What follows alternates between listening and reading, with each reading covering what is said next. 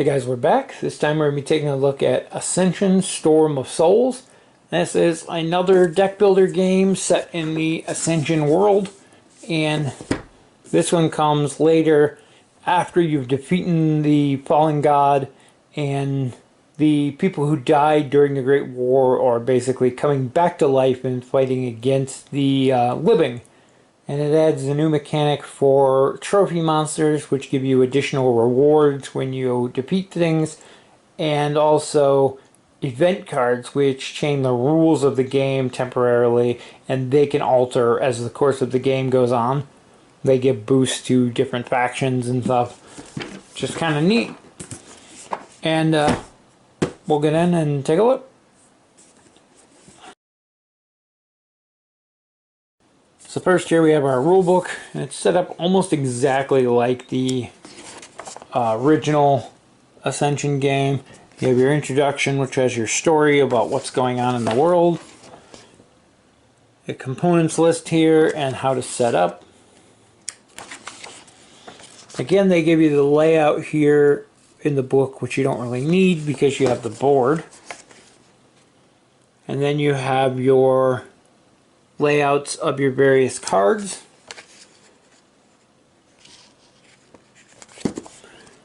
The general rules for gameplay.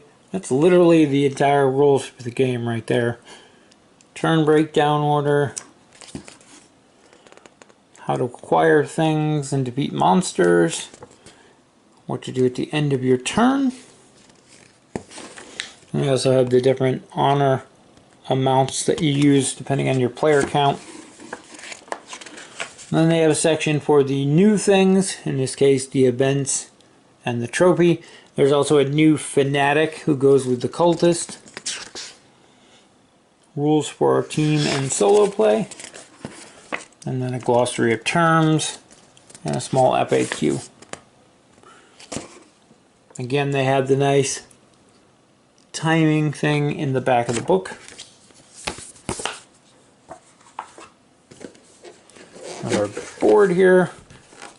Another really nice insert, and this one has plenty of extra room. You have all your gems here. You actually have two whole sections for that you can use for whatever. This whole section here, I think it's just a hair too small for cards. So these might actually they're kind of tight for cards too. So not sure what they intended you to use all of these for, but you have this nice segmented section will actually hold 6 player decks, and then you have the heavy infantry and mystics along with your fanatic and cultist here, and then the rest of your deck here. Not a lot of room for expansions unless you want to try to using some of these other compartments, but like I said, they're a very tight fit for even non-sleeved cards. You can put some in this way, I suppose, but they're going to be a mess. But, yeah, at least they tried with an insert.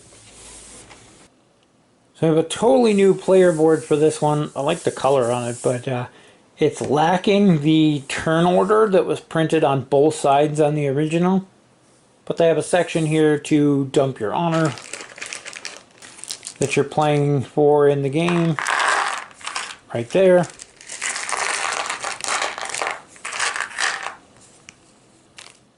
You have your heavy infantry cards, which go right here, and they actually have a silhouette of the cards on there, which is nice. Your mystics, which go there. Again, those are always available. We have our cultist, who again is always there. And then a new feature for this game is the fanatic, who is 3 power to kill, gives 1 just like the cultist. However, he also has the trophy ability, and when you defeat him, you actually take him and you put him down with your constructs, and depending on the current event that's in play, you can banish him to the void, which is over there now, and gain whatever the current event is. You get the trophy effect from that. You only have 1 of these in front of you at a time, and because of that, they gave you 6 of them, 1 for each player if you play 6 player. And these guys actually don't go to the void now that I said that. They go back to the pile when they've been used. You have your player decks, which again start off with 2 militia and 8 apprentices. And you have 4 of those.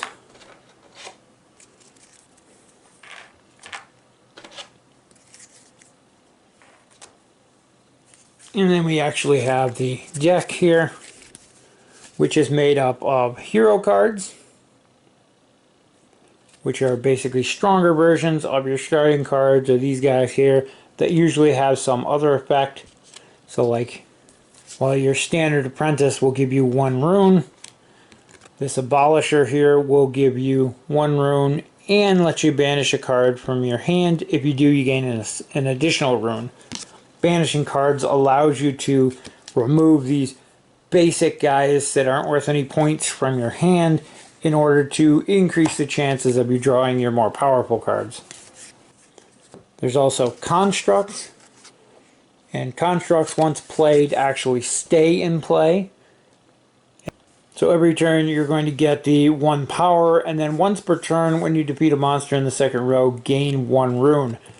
The wording on this is nice because the old ones used to say the first monster defeated you would gain so and so. This one says once per turn, so you get to choose when you activate that, which is nice. And then finally we have monsters, and up here it's going to take 3 power to defeat this monster. Your reward is to gain 2 honor, and you can banish a card in the center row. There's also trophy monsters mixed in here, and in this case it takes 6 to defeat this Hoarding Tyrant Dragon here. You're going to gain 4 honor for defeating him, and then trophy on this, you may banish him to gain 2 runes. When you defeat him, you're actually going to take him, you're going to put him down with your constructs, and then at any time during your turn, you can banish him to gain that effect at the bottom. And then a new mechanic for this is these event cards, and these are going to be mixed into the standard deck. And when they come up to replace a thing, or even at the beginning of the game, whenever they come up, instead of going in the center row, they go up here in this event space. Only one of them can ever be in play at a time. When another one comes out, it replaces the existing one. There's also cards that can remove them. Either way, the empty space, so say you drew one to put here, that empty space is going to get filled in with the next card because these are going to go to their own zone. But there's one of these for each of the different factions. The first line here is the always active ability.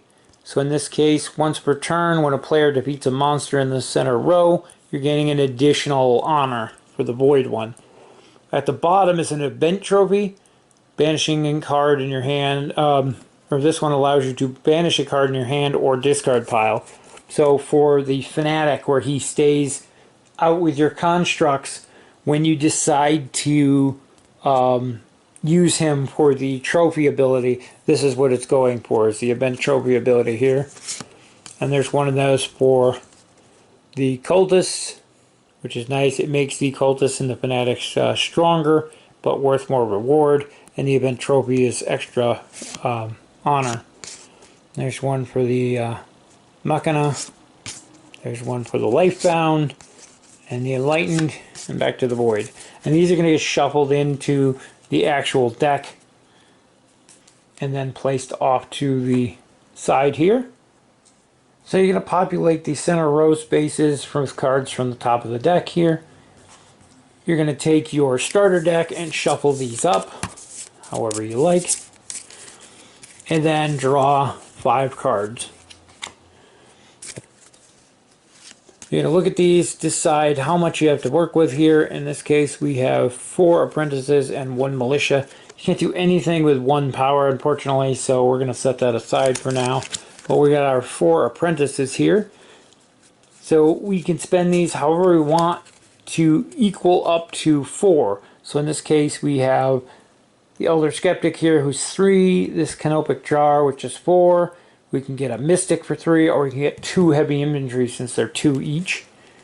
We decide how we want to spend those, play them, take the item we want. Oh, I can't pick it up. And it goes in our discard pile. Then we're going to replace the top card here which ends up being an event. So the event will go into play. That's active now, and another card gets drawn to replace there. Then we discard our last card because we have no use for it, and we draw 5 more cards, so we're ready for next turn. If you get to a point where you don't have enough cards to draw, you're going to take your discard pile, you're going to reshuffle it with the new cards in there, and then draw 5 new cards from that. And continue on. In this case, we have 5 apprentices, so we're going to have 5 runes now. We could buy these 2, we could buy these 2, we could buy 2 of those, however you want to break it up. And that's pretty much how the game continues on. Throughout the course, anything that earns you honor comes out of here. These little white honor crystals are worth 1. The red ones are worth 5. When this pool here, which is determined by how many players you have, when this runs out, the rest of the players get to finish the round so that everybody has an equal number of turns. Then you're going to add up all of the honor that you've collected throughout the course of the game, as well as any additional honor you got from cards that you've added to your deck. Certain cards like these constructs, once they're played, they actually remain in play until something removes them, and you get the effects from them every turn, whereas things like these heroes are a 1 play card. You play them, they go to the discard pile, and you get their effects. Most all monsters, when they're defeated, give at least honor and reward. Others have additional effects like this that get chosen. New cards always come out to replace ones that have been defeated before the effects go off. Remember that, timing is a big thing in this. If for some reason you can't find what you're looking for out here, you always have the Fanatic and the Cultist over here. You always have these piles over here you can buy from. And certain cards will allow you to banish cards from the row. So right now we have these 3 monsters out here. If nobody's building up power, nobody has power cards to fight monsters, and you get something that allows you to banish something in the center row, like this guy's effect, for example. May banish a card in the center row. You could take one of these, banish it to exile in the void, and then replace it with something new, and hope to get something more interesting and more fitting for what you have available. And that's pretty much the gist of how the game works. Overall, I like Ascension. I like the story behind the theme of it. I like that it's a very simple and easy to pick up deck building game. And the constructs allow you to build a resource generating machine up when you combine their effects. Some are going to give you bonus power, some are going to give you bonus resources. Certain heroes allow you to draw extra cards,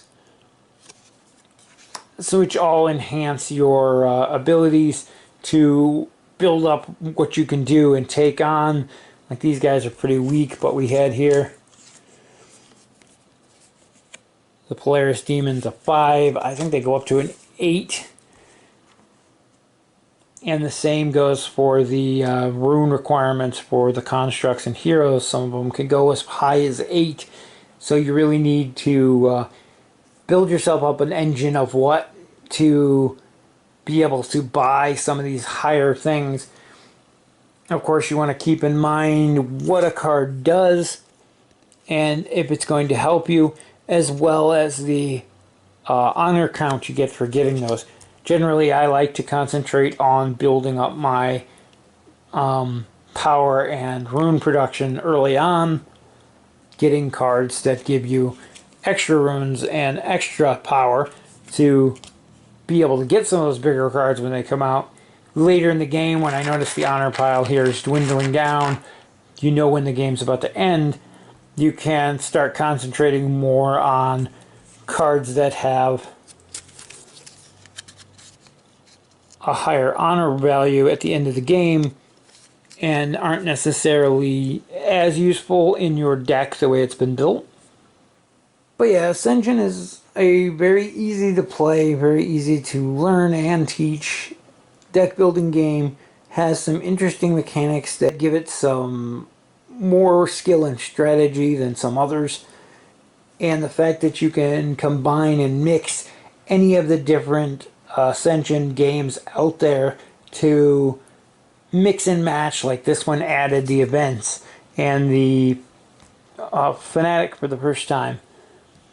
You can keep mix and match parts to do various things based on which expansions you're mixing together to build your deck.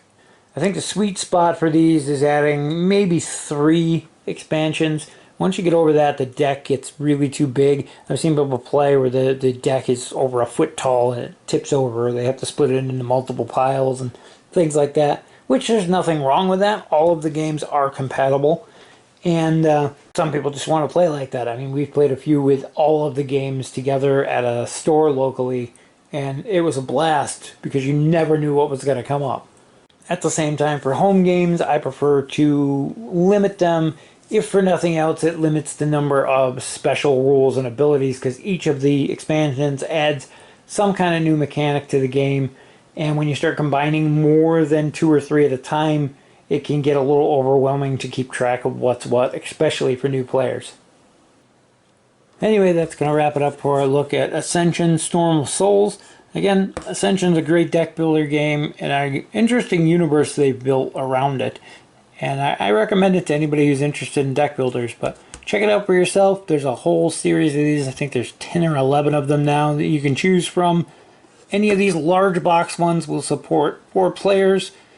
The smaller box ones support 2 players. You can combine them to use up to 6 players officially, but I don't see why you need to stop at 6 if you don't want to. But regardless, thank you guys for watching, and we'll see you in the next video.